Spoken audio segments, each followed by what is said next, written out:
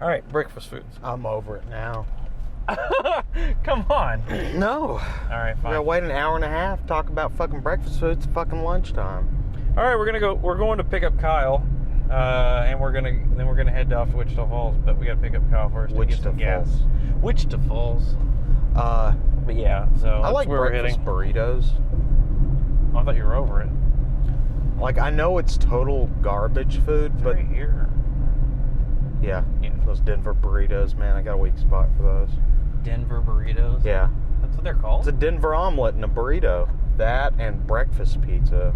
Like, again, total garbage food, because it's always like Hunt's Brothers, you know? Is this it? No, it's No, this is... I think we went down the wrong area. Are you... No, we didn't. Wait, I asked... Why would you give me a straight answer if you didn't know? You know I'm an idiot. Okay, then why didn't you say I don't know then? Why would you... Again, the onus is on you. You've known me for too long to trust me for that. Most people, if you ask them for fucking directions, you go, hey, is this the turnoff? And they don't know. They don't go, yeah. Mm-hmm. And then later on be like, it's your fucking fault. Well, so... What's a Denver burrito? Yeah, the burrito has the egg, the peppers, the onion, cheese. Oh, okay, I got you. Yeah. Finally, got it. I've been dying to talk about breakfast. Will you indulge me? Okay. Fuck! I find most places have their tea too sweet.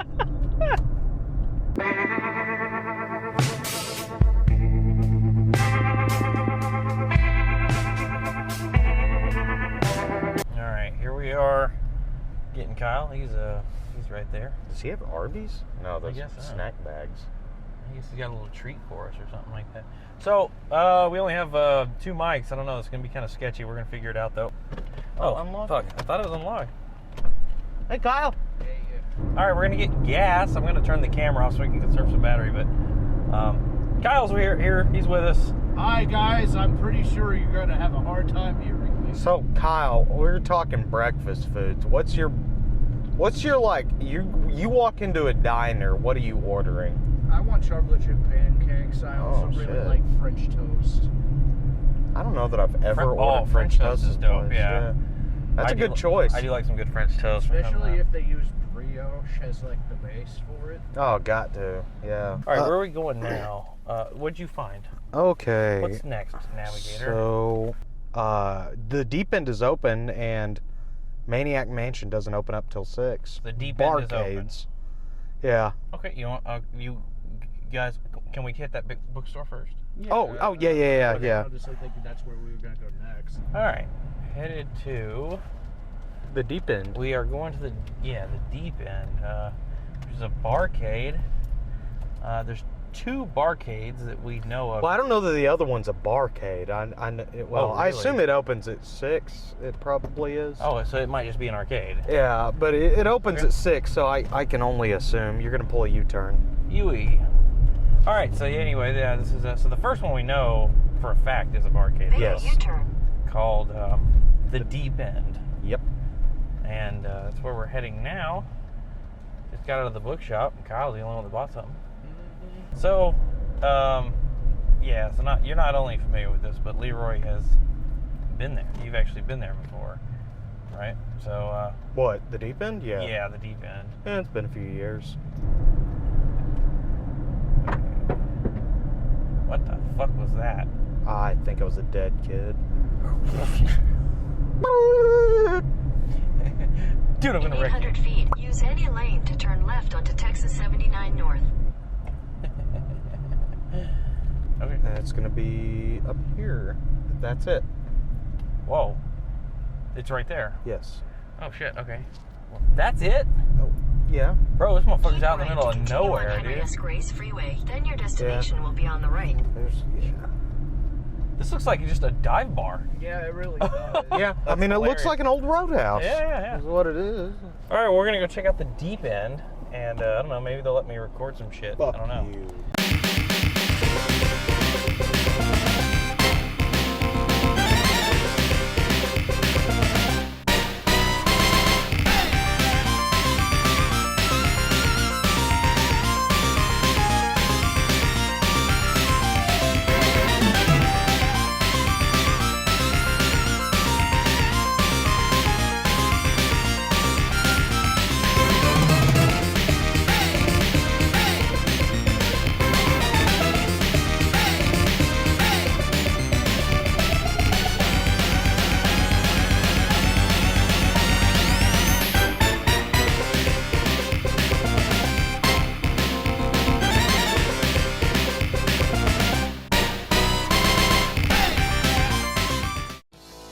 So unfortunately, for whatever reason, I ended up having some corrupted audio files for all of the footage that I filmed inside of the deep end and everything I filmed after that day, that trip to Wichita Falls. So I figured I would just go ahead and do like a voiceover for this part and kind of just go over everything the deep end had to offer. So the first thing you're going to notice whenever you walk into the deep end, to your right is somewhat of a classics section. Yeah, they kind of have a VR setup for everyone to play as well as like a Switch and a couple modern things. But as far as the arcade cabinets themselves go, this side of the building is where all the classics are, such as Galaga and Centipede and things of that nature. All of which are in pretty decent condition. Next to those, they have a Punch-Out arcade cabinet, which I don't see too often, so I thought that was pretty interesting. And a Marvel vs. Capcom 2 cabinet that has an X-Men vs. Street Fighter marquee on it, funny enough. As well as a Karate Champ. Directly across from these games, on the other side of the room, we have a pinball section here with 4 games to choose from, although one did seem to be out of service.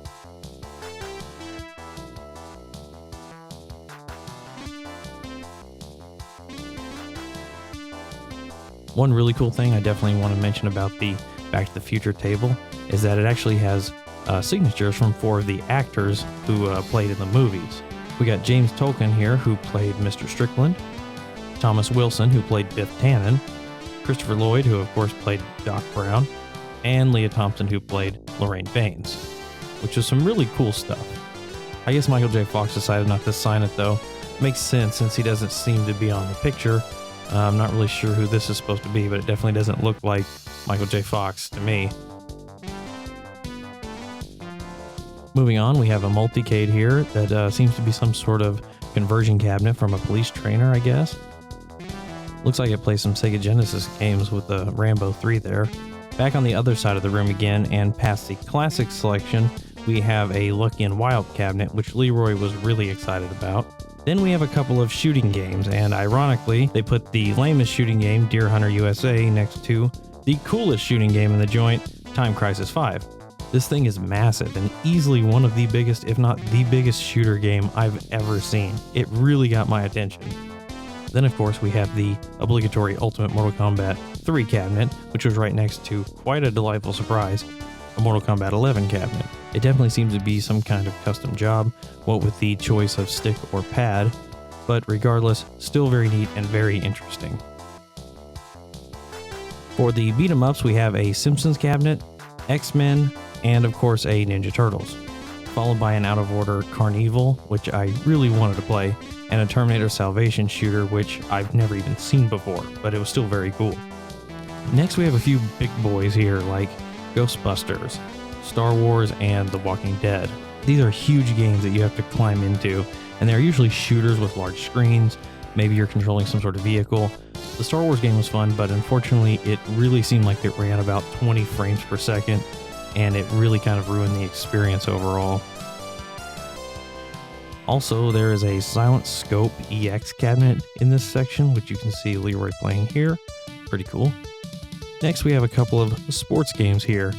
We got NBA Hang Time and NFL Blitz 2000 Gold Edition. Note the piece of paper on the marquee with handwritten game codes written down. Here is a Miss Pac-Man cocktail cabinet that was kind of positioned with the tables used for eating and drinking since food isn't allowed on the machines.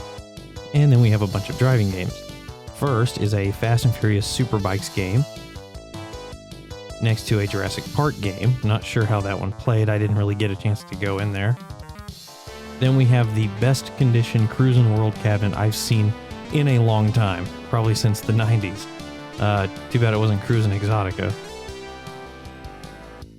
Finally, we have an Afterburner Climax, which I was really excited about since I love the original Afterburner, and I've never gotten to play this version of the game. It's a really nice looking cabinet and really fun to play, but ironically he seems a little slower and less exciting than the original, but very interesting nonetheless. Also, they have like a bookshelf full of board games that you're welcome to play. as well as a fully stocked drink and snack bar, including alcoholic and non-alcoholic beverages. So now let's talk about the overall quality of this place and decide who it's for. I often struggle with barcades because they tend to have a wide range of quality when it comes to the arcade games. My experience with barcades is that a good chunk of the time they are more interested in the bar and the drinks than they are the arcade cabinets. Not even referring to the cabinets that are out of order, barcades tend to leave a lot of machines in poor condition. Not to mention when you take into consideration most of your customers are going to be consuming alcohol, when that happens, some people are just not going to care whether or not they tear something up. Even if it's not caused by customers and the wear is natural and occurs over time from basic use, arcades still tend to be kind of lazy when it comes to upkeep. It's important to note that I have no idea whether or not these arcade games are owned by the Deep End or just simply supplied to them by like an amusement company. But it doesn't really matter. The point is, no matter who owns them, there is some smaller stuff that could be easily taken care of that would greatly benefit the overall experience. For example, some of the control panel artwork on some of the games is cracking and peeling off quite a bit. Like this X-Men and Simpsons game. Plenty of third-party companies make reproduction replacements for this kind of stuff and can be had for very cheap. I can understand some people keeping it for preservation's sake and everything like that if that's the kind of collector you are. Keeping it original can be important, but if that's your thing, I highly doubt you're going to be putting it in a bar where people are going to be drinking and getting rowdy. As far as the controls themselves go, most every game was in pretty good shape. The Mortal Kombat 11 cabinet was immaculate, but there's really no reason it shouldn't be since it's pretty new. The buttons felt very nice and clicky, and it was very playable.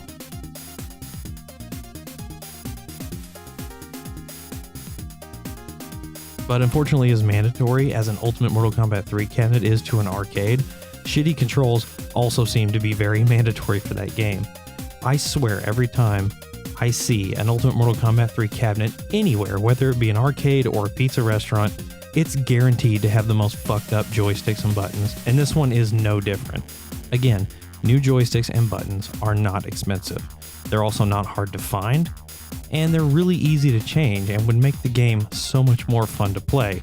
The Lucky and Wild cabinet was in wonderful condition aside from the left gun sensitivity in the game being way too high, making it really hard to aim with. Although it didn't take away much of the experience and didn't stop Leroy and I from playing through the entire game, it still took a little bit of time to get used to. One very positive thing I can say about the Deep End is that out of all of these games, I only noticed one game that originally had a CRT monitor that was now replaced with an LCD monitor. Out of all of my complaints and criticisms, this is probably one that's the most important to me, personally. I hate playing games on an LCD screen that were made for CRTs. It affects the gameplay, and it just tends to look really ugly. I do understand that they are much more convenient and easier to find than old CRT arcade monitors, but that's a big foul for me. Luckily, the only game here that had this problem is Karate Champ, and it's not like anybody wants to play a game anyway, because it's terrible. So that's not a big deal. And only one is incredible compared to some of the arcades I've been to in recent years. Anyway, I know I seem to kind of focus on the bad a little too much, but let me clarify that these issues are not the majority of the games and experiences, and even if they were, it's a $5 cover charge and all the games are set to free play. That's the cheapest cover charge for a barcade I've ever seen, and is a lot of entertainment for an affordable price. For that reason alone, I can definitely recommend this place. It's a little rough around the edges, but the problems are very minuscule and you're definitely going to have a good time. It's nowhere near as bad as some of them I've been to. So the next time you're in the Wichita Falls area and have some time to kill, or maybe you live there and haven't checked it out yet, maybe it's after work and you're filling up for a beer and some entertainment, stop by. It's definitely worth it, especially if you're like Leroy and like having a drink with your games.